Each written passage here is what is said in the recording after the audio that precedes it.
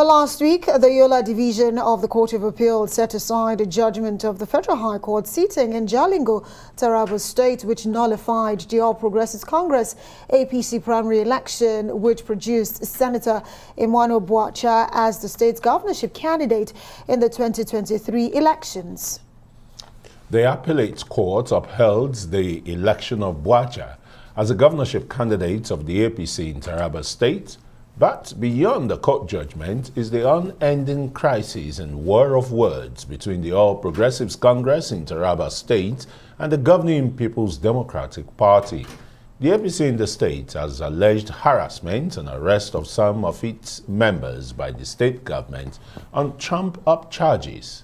Some federal lawmakers in Taraba State have also raised the alarm over what they call abuse of power in the state.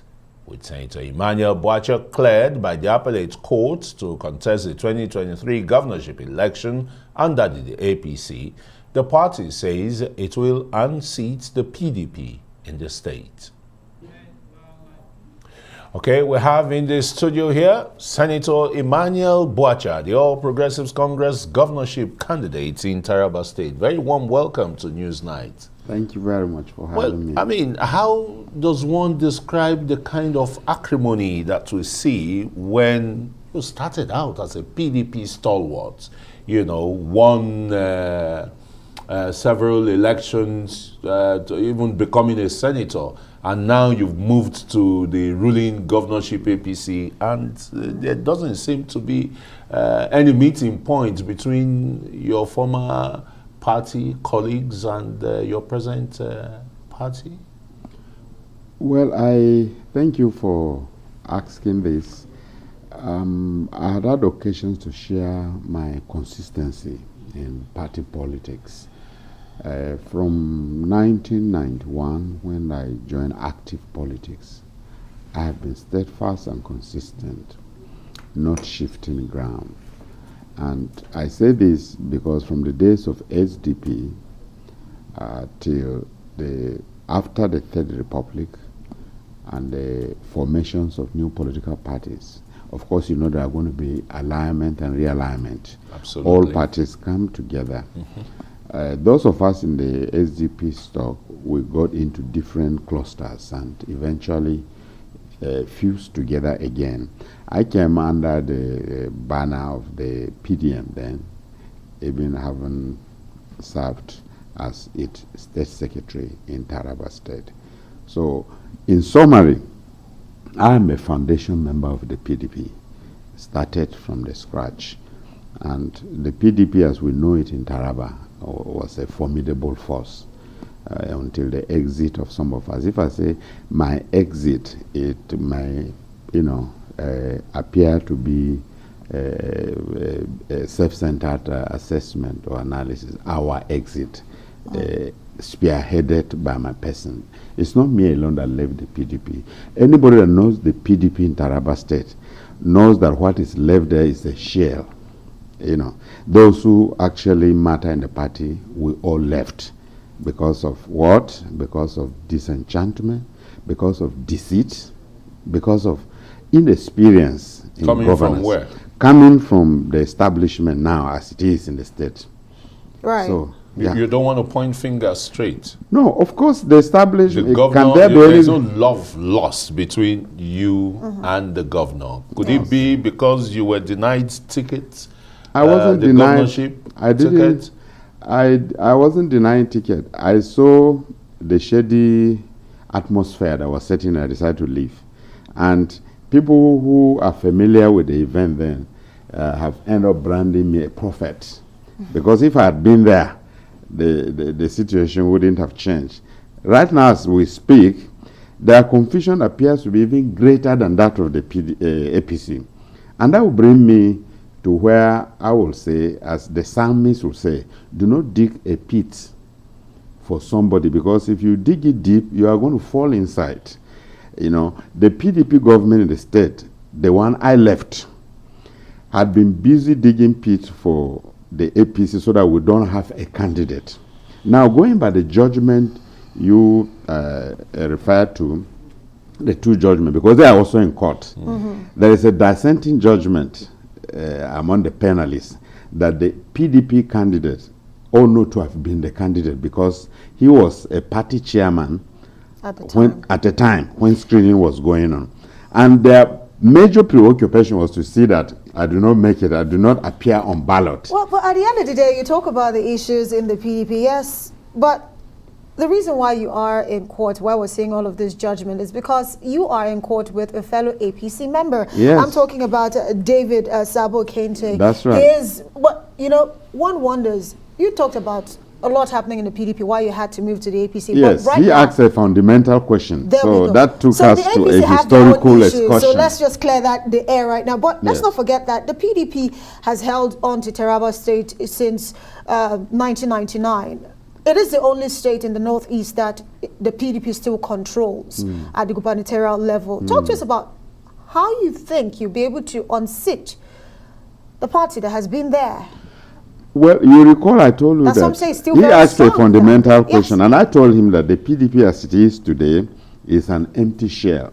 When they say something is a shell, you know that there's nothing inside. I have no doubt that by the grace of God, we'll win the election, and that is why the PDP has preoccupied itself to ensure that we do not feel a candidate, the APC. Because those of us that left the PDP, 95% of us are all in the APC. You know, so they are worried because for the very first time, the PDP will lose power in Taraba State by the grace of God. They know it. So the governor appears to be looking at this as his last fight, his fight of survival. And so he got in, liaised with some of us in the APC who lost out in the primaries. But I'm trusting God. We are reaching out to them. You know, we have no loss of that they will come back. Well, you've also made some allegations, you know, towards the governor. You have actually accused Governor Darius Ishaku of high-handedness and so much. Talk to us about that. Well, you know, that one is all over the place. He is on a hunting spree of opposition in the state.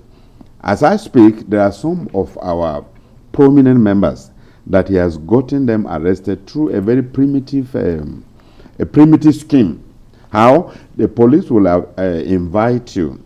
Of course, the Commission of Police has claimed he is innocent and is ignorant, he doesn't know. But some people under him, as he has tried to portray to us, have invited some of our supporters. You get there and then they will say, the police say you should go to court and answer questions. And then a magistrate, you can see the terrible danger that is looming ahead between the judiciary and the executive, because this is somebody who has barely 6 months to live and is inciting the judiciary against the citizenry. A magistrate will just order that you should be taken to be remanded in prison, and he will give you very terrible conditions, bail conditions, that you must bring 50 million naira, or a permanent secretary in the state will have to take you on bail. This is conditions given by a magistrate in the state, for God's sake, from a governor inspired inspired by a governor that has barely 6 months to live.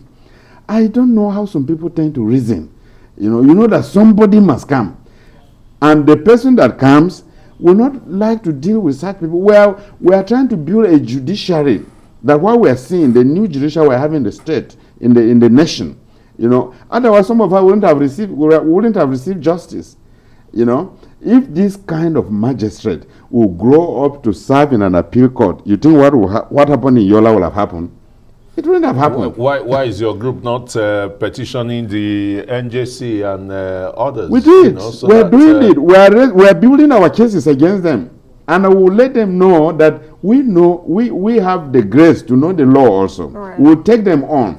There is no doubt about it. Let me ask you, you said you're reaching out to aggrieved members of the APC, but your main albatross is the man who took you to court and the rest. What kind of overtures are you making, to at least come under some kind of unity?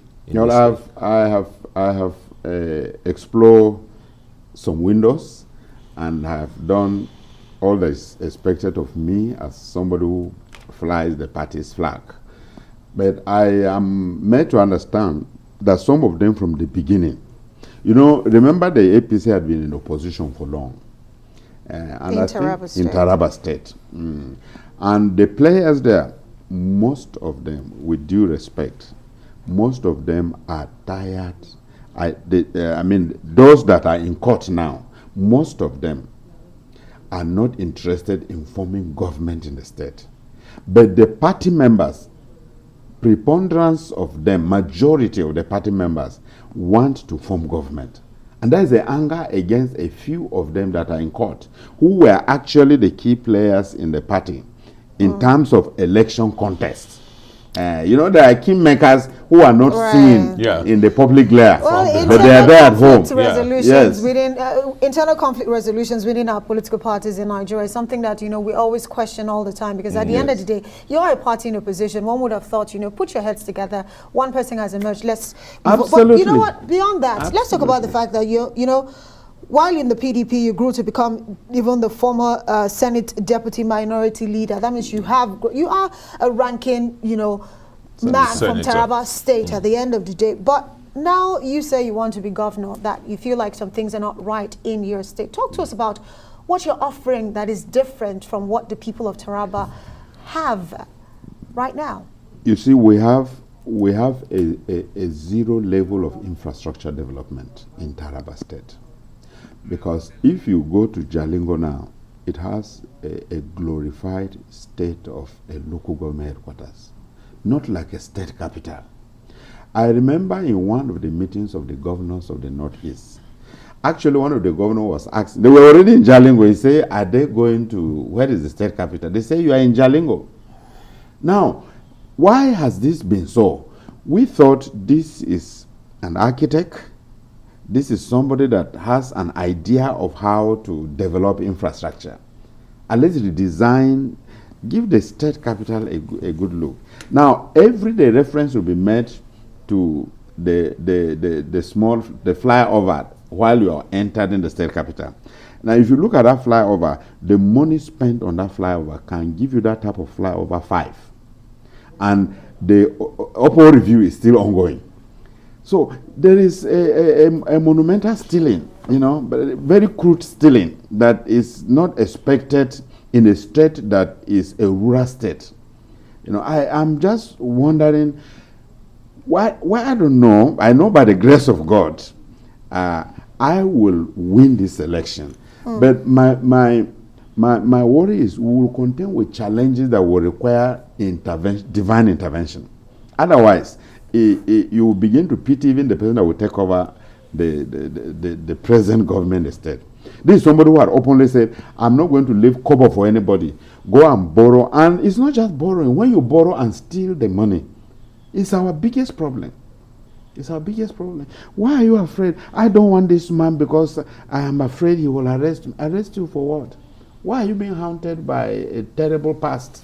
An ugly past. Well, 1001 questions to be answered, and that's why Arise News will be extending the same opportunity for Governor Darius Ishaku to respond to some of these very critical allegations from Senator Emmanuel Bwaxha on the state of Taraba State. Thank you so very much, distinguished Senator, for coming on Newsnight. And all the best with everything, with your ambition.